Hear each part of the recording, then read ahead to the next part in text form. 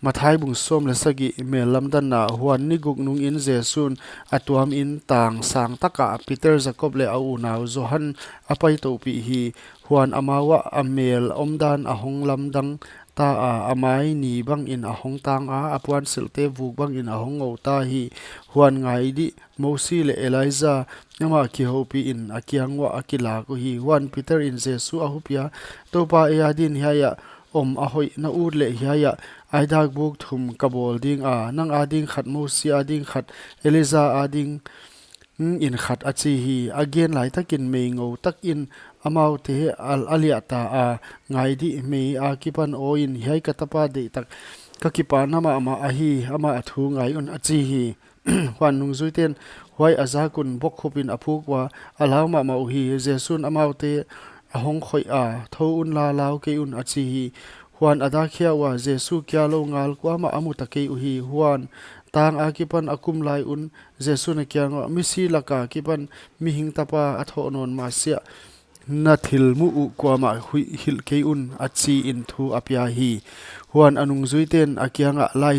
lai gel mi ten Eliza hong pai masading a hi bangchidan a chi a hi wa chi in adong hi aman Eliza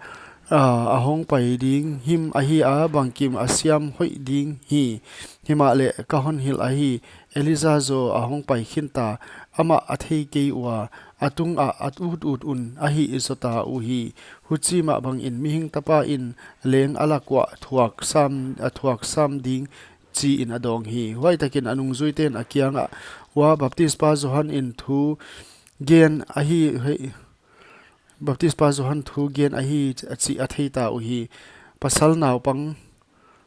doi mat hi damna huan mi pi kyang ahong tung un mi khat akianga ahong paya ama a khudinin topa katapa tunga za ngain ama phung zol ve a hi anak thuak tel mai tamve pi meya apuk lo ta tamve pi tu ya leng apuk na khi nanung zuite kyanga kahon pi a hi dam thei ke u achi hi jesun kin na nei lo le khang ger hak te o bangtan a hiya kahon thuak zo ding ama akakianga ahon pi un chi in adong hi huan jesun doi ataya asunga kipan apota huai dakin nawpang adam ta hi huai zo in atuamin jesu kyanga nung zuite ahong paiwa bang achia ko del khe theilo kahi wa achi u aman akyangwa nagin tak lo uziak un ahi chi tak takin kahon hil ahi an kam tang khat bang ginna na nei ule hei tang kyanga hiai akipan huaya pa ma vakiswan in na chi ding wa akiswan mai ding no ading in hi thei lo bang ma a om ke ding achi hi koi abang hi tale hi chi bang zo thum na le angol na lo ngal in apai kheke ding hi jesun asi na ding gen holnon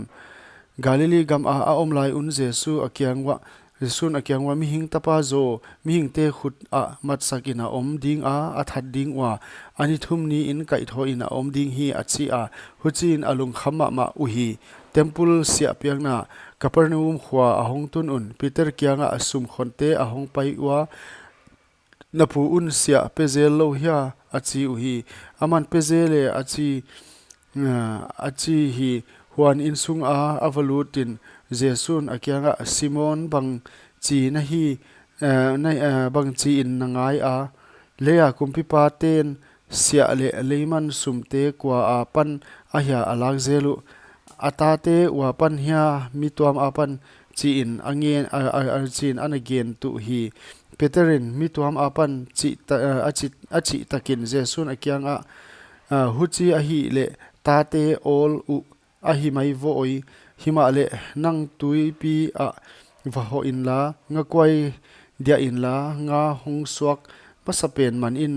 akam kek lechin dangkani namuding huaite la in la kele nang ading in akyangwa pia in huchlo in zo amaute ihi lung kim ke khading achi hi